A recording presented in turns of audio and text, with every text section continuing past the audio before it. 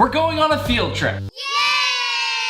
Normally, I'm confined by the walls of this kitchen, waving my knife around like a crazy person and making some of the wildest creations on YouTube. You know, it's funny, I get a lot of comments on this knife here, and this is no ordinary knife. In fact, one might argue knives don't get better than this. It's Damascus. Ever heard of it? This one here was hand forged in Japan, and it has a pattern so beautiful that I've often wondered it'll distract the viewers from the actual meal, aka me. I'm just kidding, we all know Manny's the real meal. These knives can take up to 2 years to produce because the steel has to be layered over and over and over, and I have no idea what I'm talking about. So for that reason, I'm gonna stop talking, because we're headed to a secret location tucked in the wilderness of New Hampshire, where a master bladesmith will show us his ways. I don't wanna get anyone too excited, but he also may have made us a special Damascus knife that he says can cook and be thrown.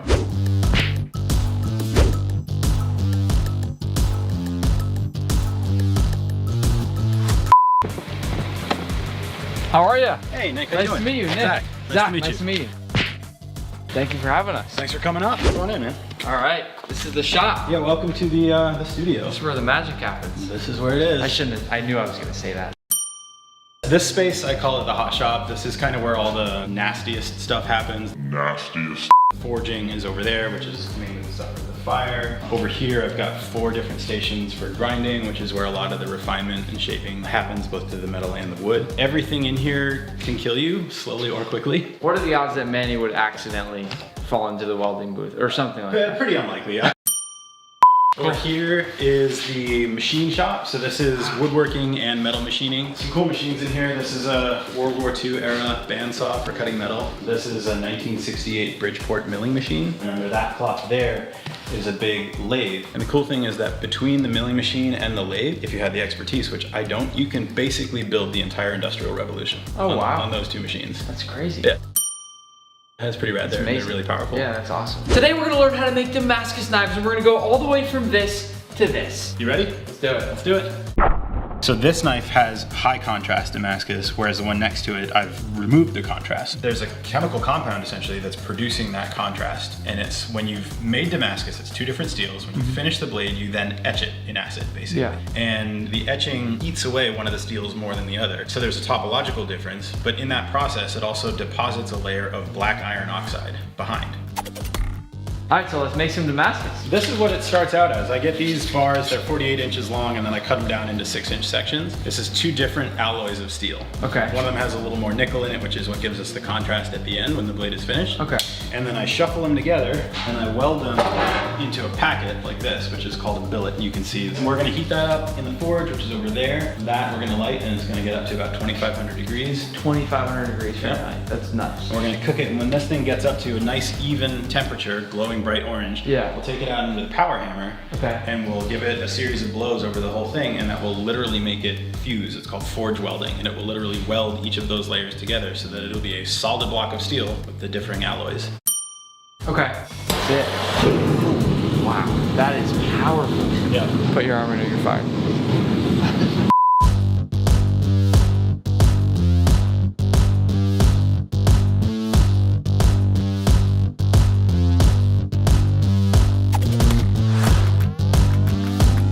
Ground this side clean. Yeah. We cut almost all the way through from the other side, and then I'm literally gonna fold it in half, double the amount of layers that's in it. The grinding for that part was the most amount of sparks that I've seen today, Yeah. right? It doesn't it look like Tony Stark in here a little bit? So again, it's loud inside and I wanted to come out for just a second, but basically what's happening right now is he's hammering back and forth, going into that super hot fire and then hammering, and it's finally starting to take the shape of what looks to be a knife.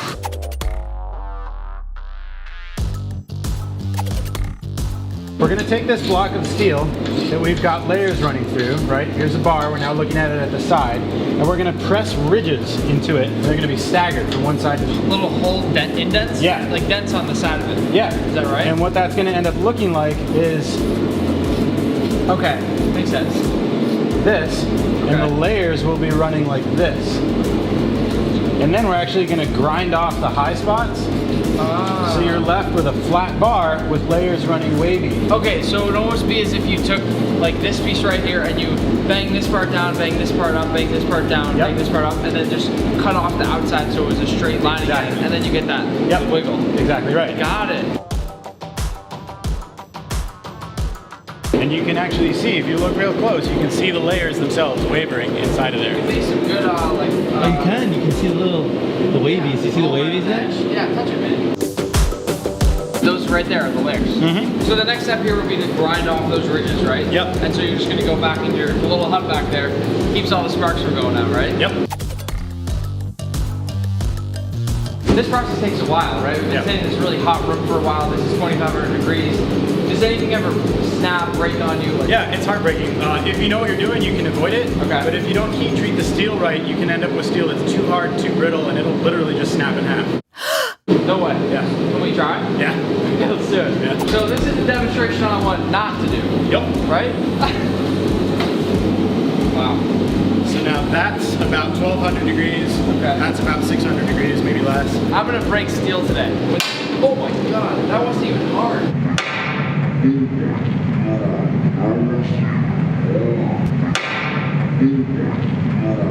So if the steel is too hard, it takes nothing I to hadn't break even it. started the pull. This is the thing.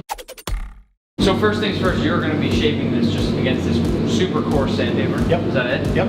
And is that hard? Is it? Yes and no. So like I've spent hundreds or thousands of hours on the grinder. Yeah. It's something you really need to develop a feel for. It's hard at first, for sure.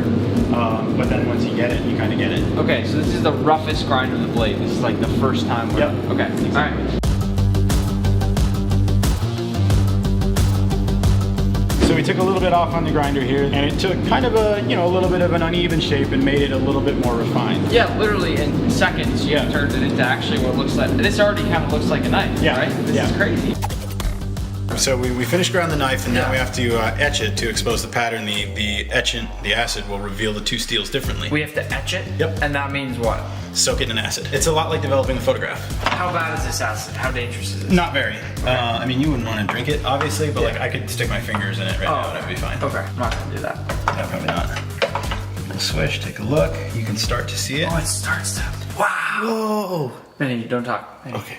That's insane. I can't believe we got from the starting piece to that, you know? And now we need a handle. So this one, we're gonna take one of these wood blocks and shape that into our handle for our knife. That's right. Yep. Okay, and did you pick one out already? Yeah, I've got a piece of black curly maple. This is a piece of curly maple which grows locally. This piece has been dyed black, which is Okay, I was gonna ask. I was like, I've never seen a black tree. Yep. That's why. Okay, perfect. And we're gonna carve this into, what are you laughing about? So we're gonna turn this into the handle. Yeah, so I'm literally gonna lay it on here. And take this. So you have to have like a sick beard to be a blacksmith? Yeah, it's in the rules. You gotta have it. Yeah. That does not, no, that doesn't count. Count? Get out, get out.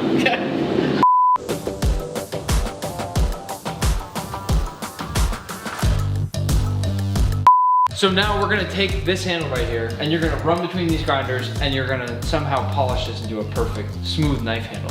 Yeah. So after all of our hard work, which took the entire day, right? This is what we end up with, and we're not even technically done yet. Right. But we put these two things together and polish it up, and that's what you get. Yeah. Right? So can we see some of the finished products here? Absolutely. I did tell people that maybe there would be some sort of surprise of the knives. I haven't seen them yet, so this is the big reveal. Yeah, Right? yeah. This is crazy. All right. Ready? First one. Look at that. So this goes, that's insane. That's crazy. So this one right here is the finished product of this one here if we were to polish it all the way up and dip it more, Yep. or what? Etch it, yeah. And etch it more and really get those patterns to pop, Yeah. right? That's what this right here is. The big reveal for the second knife. Yep. I wanted to give you choices. Oh, wow, this we is go. crazy. Here's the Ready? second one. Holy sh**. I've never seen a knife like that. Yeah. I really have never seen a knife like that. How did you get it so dark is my first question. So that comes in the etching and the finishing process, and the contrast is boosted with a finishing etch of super concentrated instant coffee. This is coffee. Yeah. Technically has coffee in it. It's a Or coffee what? etch, yeah, the tannic This acid. is a coffee knife. Yeah. This is crazy. And also, who the hell would think that you could use coffee to, Yeah. to like bring this? So it's essentially you're bringing from Exactly. here to here with coffee? Yep. That is the weirdest thing. Yeah. The last thing I feel like we need to do with these knives, however, is the sharpness test, right? Absolutely. Because that if it's not sharp, what is it gonna do? Knife's got a cut. Can we see the demonstration here? Absolutely. See, there you, like butter, right? Like butter. That is just so satisfying. I think indeed they passed the test. And it is crazy how perfectly balanced they You are. can also shave. Oh. So I have to say, coming today, I had absolutely no idea what was gonna happen, which is partly why we came, because this is what we want to show people and see. I can't believe that we went from this to this. Yep. I think that's insane. Yep. And hopefully now more people will understand how that works. I'm glad that this happened. Thank you so much for having us. Yeah, it's fun. This has been absolutely amazing. And I think you now know what's gonna be my go-to knife in the kitchen. Love it. Awesome. Thank you so much. Yeah, pleasure. Appreciate it.